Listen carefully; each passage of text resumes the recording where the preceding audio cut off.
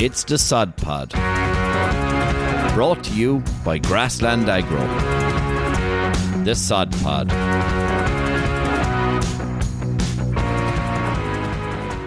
Hello, and welcome to episode 20 of the Sod Pod. In the last episode, we were joined by Bernard Furlong, our consultant vet. Bernard, third episode with us. Always great to listen to the vet's insight. And on this episode, I'm joined by John O'Loughlin and David Corbett. How are you going, boys? Right, good, Jim. Good, Jim, yeah. Disappointed though, we've a special guest today and you never mentioned him. Berty. Say hello, Berty. No. Berty's got all microphone shy there now. He's sour now, Jim. Berty, often known to show up on many a Microsoft Teams call. So lads, let's throw in the ball there. We were in France last week. We were, Jim. It was an eventful time. We were out in the HQ of Timac International in Malo in France.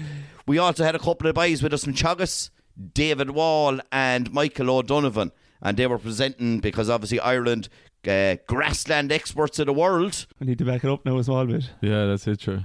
Before we get into Mick Donovan and David Wall. Yeah. There was the journey to France. A few mishaps. Oh. So, Dave, listen, I suppose we'll tell a story from the start. We had to go to France, obviously. I know this is actually a proper work trip now. It's not a stag party, but we had to go to France. I booked the planes, in fairness to myself, first time ever. Well done, John. Yeah, with the help of yourselves as well. And then we said, James, will you organise the trains? And the trains turned into a first class TGV into a HiAce van. A 9-seater with 8 of us in it. Myself and yourself, Dave, and Dunno were in the full back line now. It was cosy enough.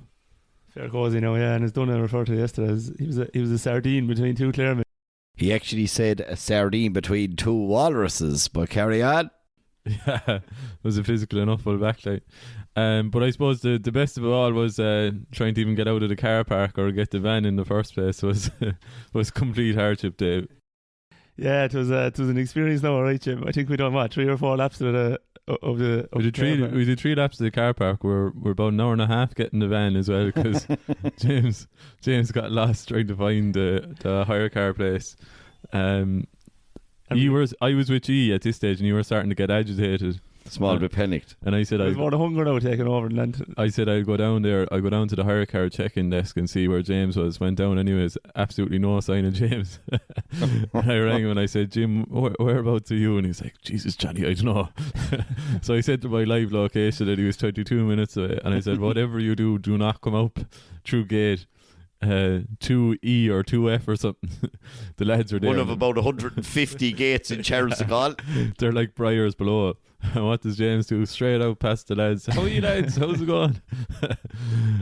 So yeah, we eventually got going then, sure. And there was 3 different routes we could take to Saint Malo. One was 4 hours, the other one was 4.5, and the final one was 5 hours. The situation was confused as well, because we had 3 different sat navs going. So James was in the Apple CarPlay.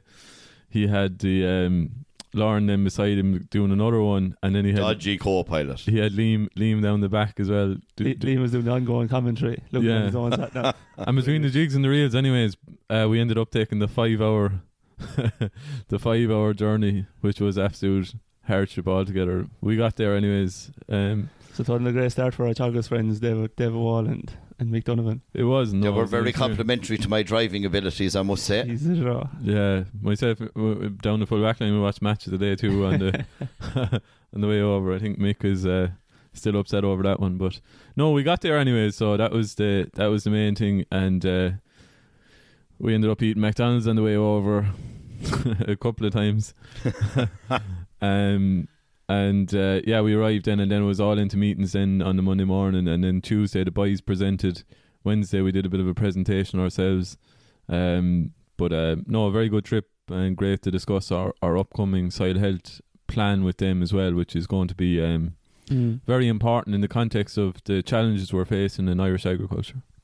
Yeah, and it was absolutely brilliant to get David Wall and Michael O'Donovan out to present, because like dealing with, there was almost 50 people inside in that room, experts from all over the world, part of Timac International, and obviously Ireland, world leaders in grass growth, and that is the reality, and it was just amazing. Maybe sometimes the media would want to back off on Irish agriculture because the world want to know what Ireland are doing and growing grass because it is so green and sustainable. It's exactly what you said there, Jim. Like Teagasc are renowned for their research and I suppose innovation in grass growth, and they're known all over the world, essentially. Like, and look, I suppose Teagasc and David Wall and Mick Donovan are driving that research, and look, two great assets to have over there. And look, they give an absolute exhibition there on what research has been done in Ireland. Yeah, they get a really good overview, and you know, it was great to. What's very important now is having the joined up thinking between the sward and the soil as well, which is very important going forward with the challenges of reduced chemical nitrogen. Previously, we could mask any problems by just horsing out nitrogen, but going forward, we're going to have to be more on the ball. So no, it was a great trip. Sure, listen, we had a great insight from the lads. You know, great to get access to them, and thanks to them for coming over with us.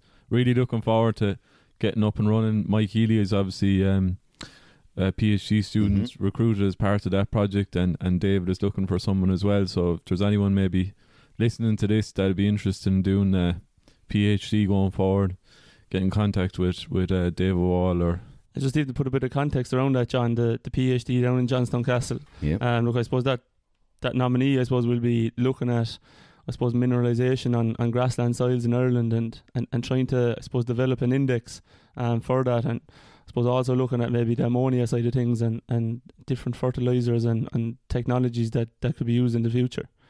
No, absolutely, and I suppose our presentation then was all on the soil sustainability programme, so I suppose it's a good chance maybe to reflect back on the year so far and how we got on. So probably some of the headline figures, Dave, is that silage, we start with that.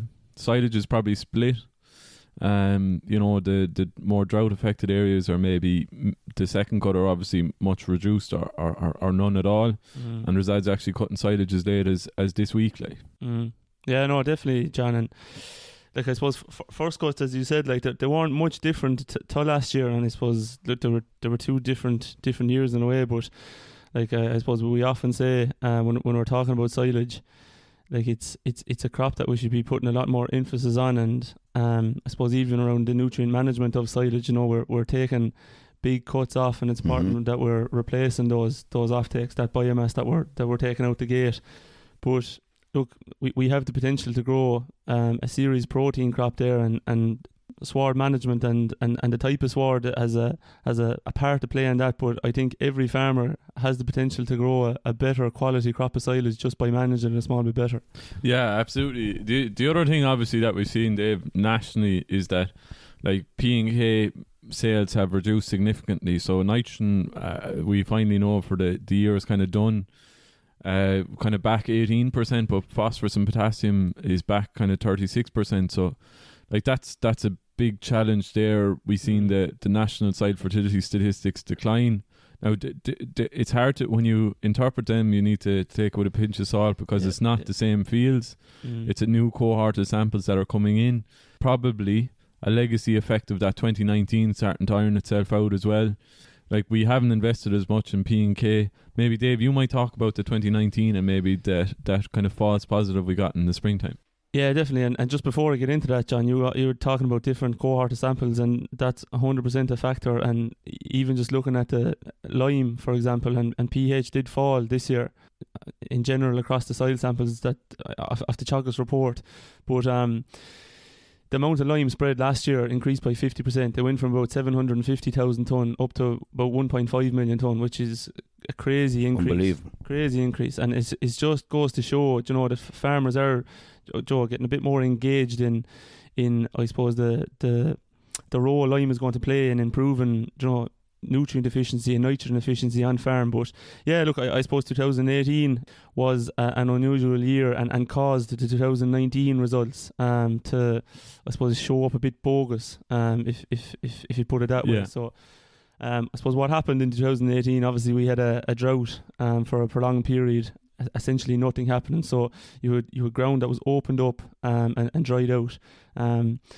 I suppose opening up ground, that's probably the most natural way of overcoming. Berty here is fucking laid out. He's sick of listening to me. Berty's representing all our thoughts. He's not the only man. But look, I suppose 2018, very dry soils with no moisture. And I suppose what happened in the back of 2018 was when moisture was re-added and soils were re-wetted, there was just a flush of mineralisation. And that caused a spike in the amount of P's and K's that were mineralised and made available in the soil. And I suppose as a result of that, in the 2019 soil sample results, then they just came up been spiked. Where I saw that especially was on the heavy soils program, and John, I would have worked with your father there, James, a lot on that. It was a tough one at the time. We didn't know what was going on really, because look, mineralisation is a fairly new concept. We've talked about it for years, but no one has a real grasp on it, and that's something we're trying to, I suppose, get a handle on in Grassland Agro with our Solvita test. But in those 2019 samples, we saw a massive jump in soil fertility on the heavy soils program monitor farms, and this was something that they struggled with for years, forever, but yet we saw soils, jump an index or two, and that was literally just down to mineralisation and getting those nutrients available from that organic matter source, and that I suppose bank account or current account, as you often call it. And when you think about it, Dave, like some of the key findings of your study was that it was 450 kilos of surplus phosphorus to oil index by one. There was a phenomenal amount of available phosphorus that was after coming into the system, probably had an adverse effect on water quality. That's why after this drought, lads were probably a bit more cautious, more as a result of the cost of fertiliser, But listen, when you look back over the year, it was a challenging grass growth year. There's still a couple of ton there to play for, and growth rates are up, which is fantastic. But high fertiliser price. To be honest, I would say that we don't really know how we were able to manage on reduced nitrogen yet, because we had a significant drought in the east of the country, in the kind of northwest and the Midlands where they had the rain. Probably seen a lot of mineralisation over and above because of elevated soil temperatures. A challenge for next year, I suppose, is to get on top of the basics. Lime is up, as you say. We still have an opportunity to spread potash. Still have an opportunity to spread lime, which is going to be very important. But we really need to start thinking about clover. And while we did watch Match of the Day 2 in the van on the way over to France on 6 hours of a journey with Jim at the wheel, getting speeding tickets to beat the band. Be confusing some of those signs, let's be honest about it now. There was a few flashes there. There was, I think there were only lads that knew us. They were the bikes from the sod pod. They were flashing us. Yeah. I turned across to Dave and I said, we were there so long, I was like, jeepers, Dave, what speed is this we're going? Like, we thought we were doing 70 or 80 anyways. And Dave put it up on Google Maps. You were doing 143 in 130k zone, so you're within your 10% dispensation there anyways. But did you get the fines yet? Or there be no fines? No, there were lads that knew us. Yeah. They were giving down flesh. But fair play. But we got there safe and sound. But I suppose one of the huge things, and I followed on from, I suppose, Liam after dinner speak at the Swartz for the Future conference, is actually clover and understanding how we can best maximise that on farm. And we probably have been on a few farms there recently, Dave, as part of Bernard the Vet Week, and seen some really good clover. We've seen some fantastic clover in Tom Murphy's and in Ishtig, multi-species as well, and in Pat O'Hearn's and Bright Park and Connacht as well. So it is possible, I suppose. They're not having any adverse effects on the animal health side. I know that's maybe featuring a bit there at the moment, but a lot of our discussion centre really around management of that clover, and it goes back maybe to what Ellen was telling us there in one of our previous episodes. Yeah, definitely, John. But we've been over in France 3 times this year, and we've been out to a number of farms, and we've seen the different systems that are going on. And look, I think over in mainland Europe, they're very open and very accepting to these technologies and incorporating legumes, and there's no thought about it. They just put it in and they go with it, and they trust what it's going to do. And I know, look, there is worries about bloat and animal health and problems that way, but look, I don't think it's not an excuse to not put in a legume or put in clover. As you were saying, we were talking to Ellen, and look, they actually removed the bloat oil from Moore Park, and they're actually using management techniques now to overcome those problems. I suppose getting cows to graze out paddocks and get fibre into the diet, and I suppose the other one is just having cows full, just having a good room and fill, and that can play a lot in overcoming those issues. Yeah, absolutely. Like, so, but on the side, I suppose side structure, very, very important, you know, especially red clover as well. You know, anywhere you see compaction, it's very visual, whereas sometimes we maybe struggle to see the impacts that compaction is having on the sward. White clover is the same, you know, we're trying to get the nodules down. It has a big, I suppose, impact on sequestration of carbon as well, and that was kind of that was a topic now we had a very good debate on, and you know, the potential role, and I suppose the key message was there is that there's a huge amount of work going on. A lot of that will become a lot clearer in a very short period of time, and then we'll have a better understanding maybe of what we're sequestering to, again, I suppose, state our claim in relation to how good we actually are at what we do in a pasture-based system, you know. So I suppose that's very important, but really getting that right, getting that structure, getting your pH, getting your P's and K's, and then starting to introduce, I suppose, a better understanding of trace elements. So I think what we need to maybe start to understand is that we're growing a crop. You know, we need to treat it like a crop. Whereas previously we think grass is grass, and, you know, if you shake anything on it, it'll grow and it'll still be green and it'll still be there. But I suppose, and listen, I don't think there was much uptake of it really, but you see, you know, some of those guys that have started growing corn there as part of the, you know, that scheme that was announced earlier on. But really and truly, like, it's completely different ball games. The agronomy of crops is completely different. The tillage farmer knows exactly what the nutrients do, is very aware of trace element deficiencies, and clover is the same. Like, you can have more and more trace element deficiencies, and that's why we launched the clover boost this year, which is, I suppose, going from strength to strength. You know, the 7 units of nitrogen, good balance of P and K and sulfur and sodium and boron, potash, and then next year we're going to launch an NK version as well, Dave, because, you know, the fertiliser register is obviously coming in. That's going to have a big impact on what is permissible to buy and purchase and spread on farm. And going to tighten the whole thing up as well, in conjunction with, you know, a reduced upper limit of chemical nitrogen. Yeah, and on the legumes there, John, like the mineral profile that's going into that crop, as you said, like a clover crop or whatever it is very important. And management is probably one side of it, but not having sufficient nutrients available to that clover sward is another big issue, and it is causing probably a lot of clover crops to fail on farm. And look, there is definitely issues around that. And look, I suppose before you went off on your solo run there and poked the wide, you were you talked about compaction. Stitch it, top on. No, jeez, you talked about compaction, right? And it was actually when we were down in Johnstone Castle earlier on this year, it was one I suppose phrase that David Wall mentioned, and I mentioned it time and time again now, and what he said is that soil compaction is the biggest factor that's going to affect agricultural production. Biggest threat. Yeah, trait. Okay. That's what he said. Can you clarify what the difference is? I thought it was the very same term, but we'll go with trait or factor. It's a problem. Soil compaction is the biggest factor that's going to affect agricultural production, right?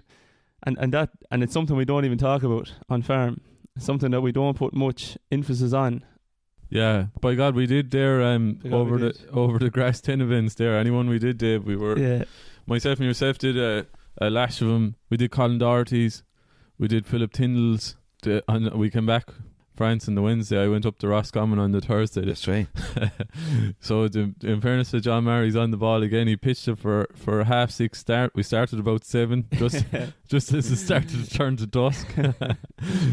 They had 3 boards out in the field, and then the last few in the shed. And by the time we got up to doing the grass vest, we had a couple of I had the light on the phone, a torch. But it was great crack. We got great crack out of it. There was about 50 or 60 of us all looking into a hole with a flashlight. It was hard enough to do the old grass vest now. But we were playing the intermediate semi-final there the weekend, and went to extra time, and I suppose the commentary was gas. I actually didn't make it myself now, but I was watching it on Clare GA Live, but it was touch and go whether it was going to go to penalties, and there was there was rumours that they might have to bring out the cars and put the spotlights on the goal. Yeah. The footlights on. We're nearly the same, Roscommon, but like there was a lot of interaction at that, and I suppose there was maybe an increased interest in it. Yeah. You know, and Shawnee did the Walsh's one as well, and he got a right up in Negroland. Even we didn't we didn't get that far there, but poor old Shawnee McMahon, who we've now dropped off the Sod Pod, Sean. Yeah, poor old Shawnee. Yeah, so he dug us out of a hole there. It was on the Tuesday. We were over in France, and he went down. So thanks to Sean for that. And did a great job. Just to clarify, Sean hasn't been dropped officially. Sean has actually changed role within Grassland Agro, and he's moved into a regional manager's job in the West. And best of luck to Shawnee on that one. Yeah, and he also got engaged as well. So it's you tried to keep that quiet. The curse of Biddy Early. We had to get rid of him there 2 months. Put too much pressure on you boys, was he?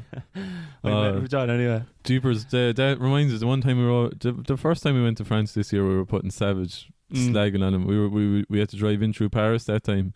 Thankfully, it was a taxi driver, not Jim. And Jim was on to him about what's the carrots? He was the 4 C's. Yeah, the 4 C's. Yeah, oh, jeepers. Go on. In case there's anyone else thinking about doing. Oh, I'm sure everyone would be delighted to have a crash course now on buying engagement rings. According to John and David here, don't buy one at all. Would you have your clarity, your cut? That's 2. Yeah. And there's 2 other ones as well. There's carrot there, is there? Oh yeah, that's a big one. Yeah. Actually, go small though. Go small. Yeah. A little tip actually for anyone out there often can be a bit of pressure on buying a carrot. Here's a lovely tip when you're out buying an engagement ring. Don't buy if you're in the market for a 1 carat engagement ring. Don't buy a 1 carat. Buy a 0.94 or a 0.95 because in language that's a 1 carat. But you'll save a couple of quid. There's a great cost-saving tip. It's a great one, Jim. Fair play to you. John just wrote that down there, permanently delayed. Jesus, I think we may bury the Sod Pod altogether. Yeah, I don't think we hit rock bottom yet, but we're definitely on the way. We're inching closer. Yeah.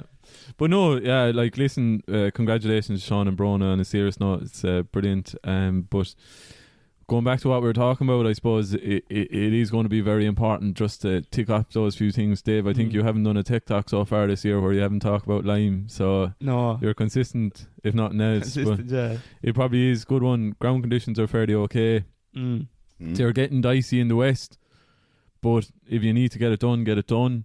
And it's really about teeing up everyone for soil sampling, and what we're at the moment is we're chatting to a lot of our co-op partners about the plans for next year and getting more farmers onto the soil sustainability program.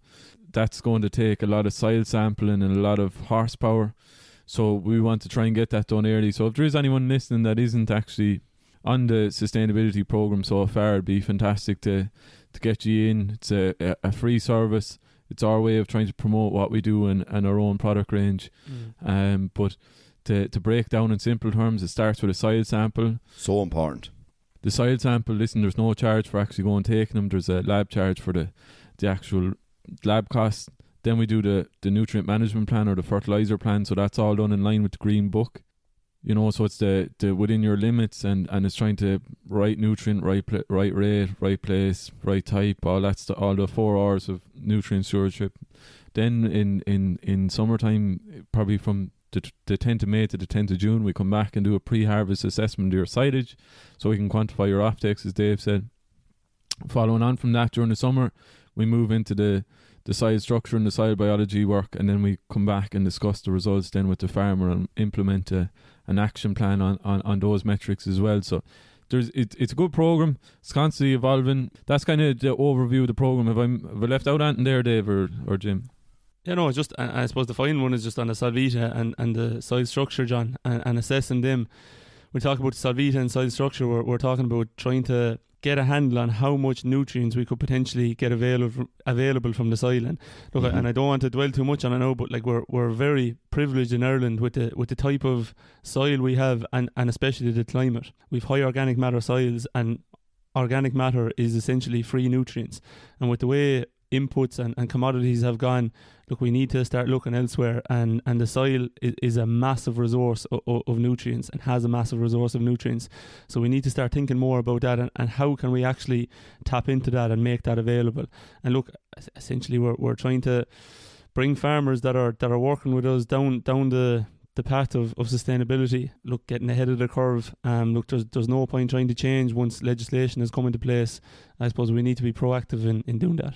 Absolutely, Dave. Yeah, and I suppose quick synopsis of the Bernard the Vet. You know, we had a very good week with all our teams there, and thanks to Bernard again for, you know, he's a very good speaker. I think probably people listening to the podcast would notice that as well. But there's a couple of vaccinations there to keep in mind. Coming into winter housing, I suppose, you know, cows will probably start to be housed by night, and getting that cubicle hygiene right early on, and maybe starting with a disinfectant like with the likes of a round of Actisand there to actually disinfect those cubicles and start with a clean, empty bill of health is very important, because I suppose as we think that we power wash the cubicles there whenever we do it in the middle of June or whatever, but there's still a huge amount of bacteria there, you know, even though they look clean, there's a huge amount of bacteria there on the cubicle surface, and starting with, you know, a low bacteria burden is going to help to try and keep cell count right there, as, you know, ground starts to get a bit muckier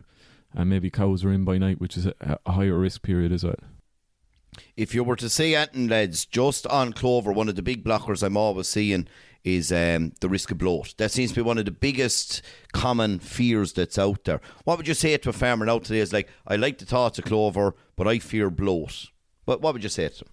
To be honest, Jim, I don't think it's ever going to be incorporated as 100% of a farming system, and I don't think that's realistic personally. So, like, I think if a farmer can achieve 30, maybe even 40% of their farming system in good quality clover. When I say good quality clover, you're talking on average across the year 20 to 25% of that sward with clover, and you need that to have sufficient nitrogen fixation, so you can reduce that nitrogen input. But look, the big barriers, as you said, is bloat, and one of the other ones is just open swards in the springtime. Mm-hmm. That's another one that causes problems on farm, and it does cause maybe problems around accessibility to paddocks and damaging paddocks in the springtime. So look, if you can have, as I said, 30 to 40% of your farm with good quality clover, you can manage around that then, and you can manage those open swards, graze them possibly later in that first rotation or whatever it will be. Yeah, the farmers we were with weren't having any bother now. I know, like, touch wood, you know, there was a couple of isolated incidents, but listen, a lot of it is management.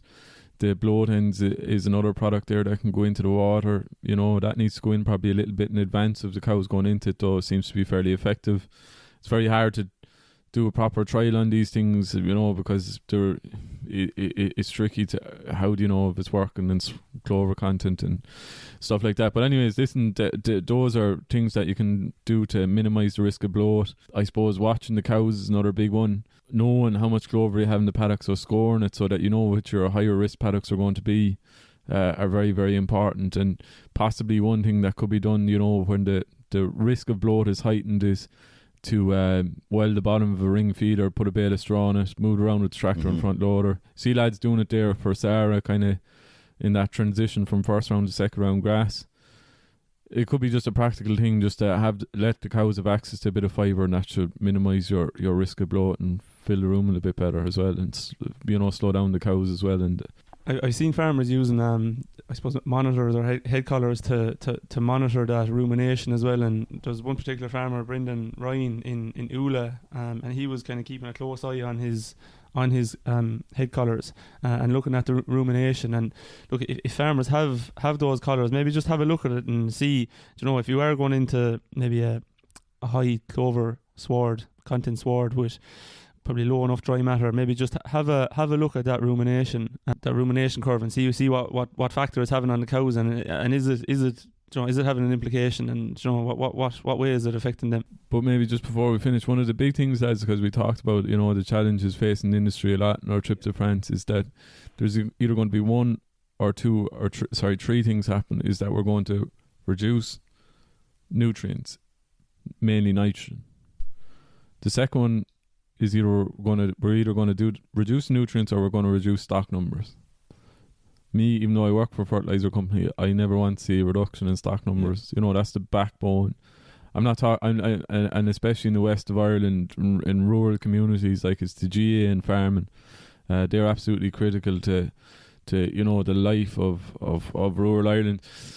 and our third, we're going to have both. So, like, what we need to do is we need to be proactive in trying to reduce the amount of nitrogen that we're spreading so that water quality will improve. We have already seen again, and the upper limit of the derogation is kind of a fairly open secret that it's going down to 225, and it's just a matter of that legislation being passed. We see the organic nitrogen banding going up as well. You know, so they're big challenges. And like for us, I suppose what we want to do is we want to be proactive to help farmers through what's going on with the soil sustainability program. You know, our vested interest in this is hopefully you might give Grassland Agro the turn maybe instead of someone else, you know, so that we continue to be a viable business. But there's going to be a significant amount of nitrogen and phosphorus and potash and you name it taken out of the market because of the challenges that we're facing. So that's kind of the situation. It's as serious as that. So we have to start thinking about clover, because otherwise a lot of farmers could lose 1 or 2 rows of cows depending on their production. Like, that's brilliant, lads, and fair play. So my big takeaways there: incorporating clover can be done on all grassland farms to help reduce chemical nitrogen dependencies. Clover Boost from Grassland Agro is also going from strength to strength, or specific fertiliser to target the growth of clover. If you need lime, now is a great window to get it done. The ground conditions aren't too bad in most parts of the country right now. And of course, the Grassland Agro Soil Sustainability Programme. Anyone looking to find out more about that, reach out to us here, reach out to your Grassland advisor, or speak to your advisor in your local co-op or merchant. Mind yourself out there. Farm smart, farm safe. Hey, thanks for listening to the Sod Pod. We hope you enjoyed it. To find out more, head over to www.grasslandagro.ie or check out our social channels: Facebook, Twitter, Instagram, LinkedIn and YouTube. That's all for this episode. See you next time.